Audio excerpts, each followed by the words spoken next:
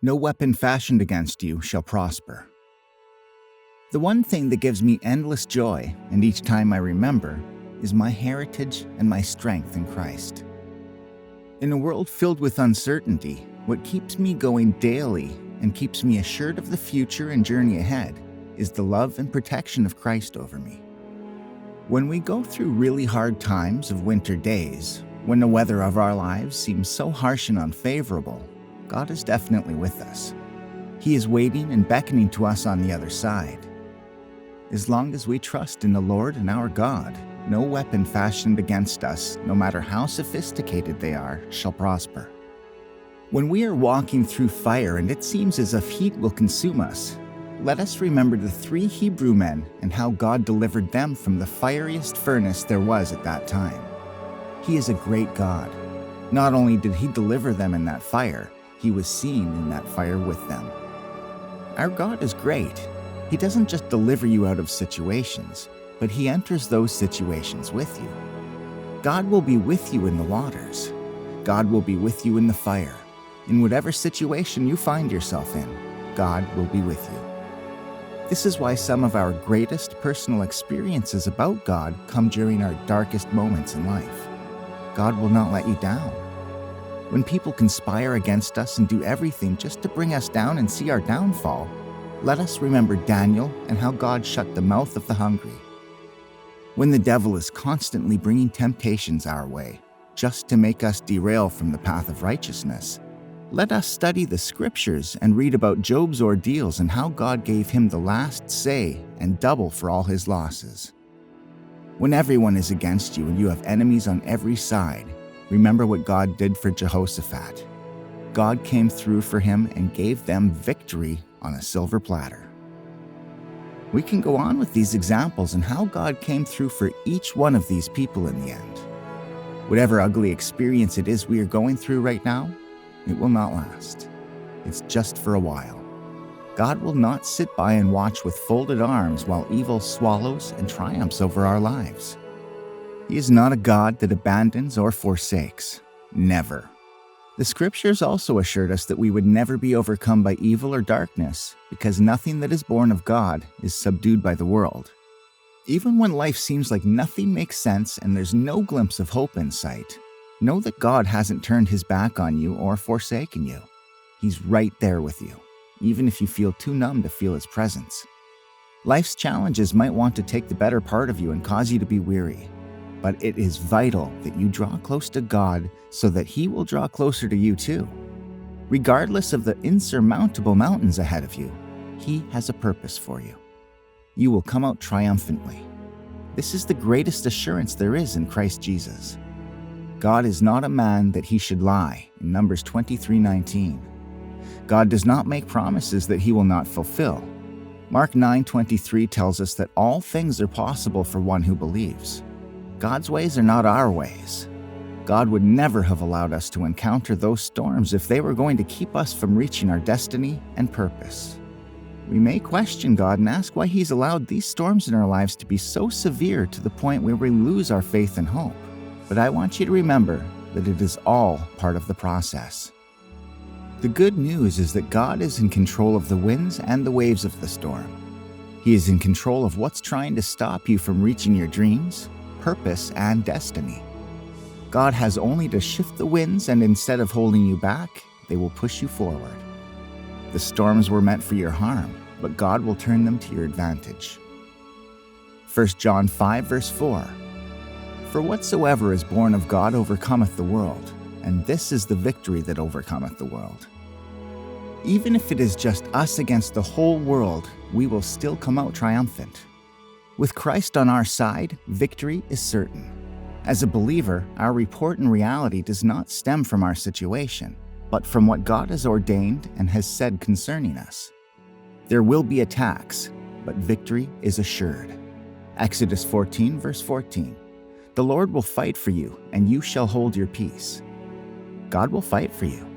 On our own, we can't win the endless battles of life. We can't dodge all the bullets that the enemy keeps shooting at us without getting hurt. Our wisdom, eloquence, and intelligence mean absolutely nothing against the devil. 2 Corinthians 10 verse 4. For the weapons of our warfare are not carnal, but mighty through God to the pulling down of strongholds. This is why we have to hand over the fight to God to give us victory. God's word doesn't promise us that when we give our lives to Christ until we get to heaven, that it's all going to be enjoyment galore and freedom from challenges. That is a delusion. As a matter of fact, the moment we give our lives to Christ is when the kingdom of darkness will be on the prowl, devising every means to make us fall and falter.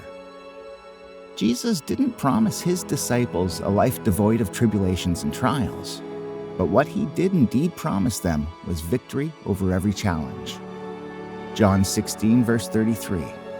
These things I have spoken unto you, that in me ye might have peace. In the world ye shall have tribulation, but be of good cheer. I have overcome the world. There isn't definitely any greater assurance than this. No weapon fashioned against us shall prosper, declares the word of the Lord in the opening verse of Isaiah 54, verse 17. Note the use of no weapon. It means it doesn't matter where it was made or what it was made from. They will definitely not prosper in as much as they are against us. Nothing can be more absolute or audacious. Isaiah 54:17. No weapon that is formed against thee shall prosper, and every tongue that shall rise against thee in judgment shall thou condemn. It is the heritage of the servants of the Lord, and their righteousness is of me, saith the Lord. Isaiah the prophet knew something we don't appreciate enough. This is God's word. This is God himself telling you no weapon will accomplish that in which it has been sent to accomplish. The devil has 3 different weapons. We see in the book of Job that disease is a weapon of his. But child of God, you don't have to fear. God has promised you that it will not prosper. It will not win. The weapon that is formed against you could be against your marriage. The weapon against you may be emotional pain. But you can live in divine assurance to know that no weapon will prosper. Your health will recover because the Bible says by his stripes we were healed. Your marriage will recover because the Bible says God will restore you to the years that the swarming locust has eaten. Your business will recover because the Bible says God will restore you to the years that the swarming locust has eaten. Nothing is more reassuring than knowing that God is with us and always by our side. No matter what it is, what we are facing or going through, there's a shining light at the end that is the Lord. It won't swallow us, no matter how scary or gigantic it is. Victory is assured for those who will trust in the Lord and make him their refuge in the days of adversity. The flesh might be nudging us to do that which is against the will of the Lord or cut corners. Sometimes yielding to the fleshly desires might even be the wisest thing to do, but we shouldn't give in to its demands. Even when trusting God doesn't seem to make sense, we shouldn't throw in the towel and chicken out. God is in our boat. Hang in there. We all have to hold on to this promise that God gave Isaiah because at one point or another, weapons will be formed against you. Be to do with your physical health, whether it be financially or maritally or emotionally. We all need to stand our ground and know that God has promised us whatever is going on, whatever has been thrown out against us, will not prosper. You can either live in victory or choose to live in defeat. Live in victory today and know that you will get through this. God. I would like to give us a few things we will have to do on our part so that the weapons against us shall not prosper. The first thing we must do is to dwell in Christ. Proverbs chapter 18, verse 10. The name of the Lord is a strong tower. The righteous runneth into it and is safe. There is no safety outside of Christ. There is no protection outside of Christ. There is no security outside of Christ. There is no joy, love, or peace outside of Christ. There is only darkness, destruction, devastation, desolation, despair, depression outside of Christ. Stay in Christ at all times. The second thing that we must do is to stay far away from the things that can attract arrows.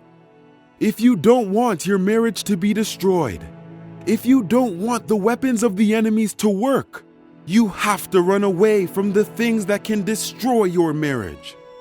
You must do the right thing. We must always do the right thing so that no weapon against us shall prosper.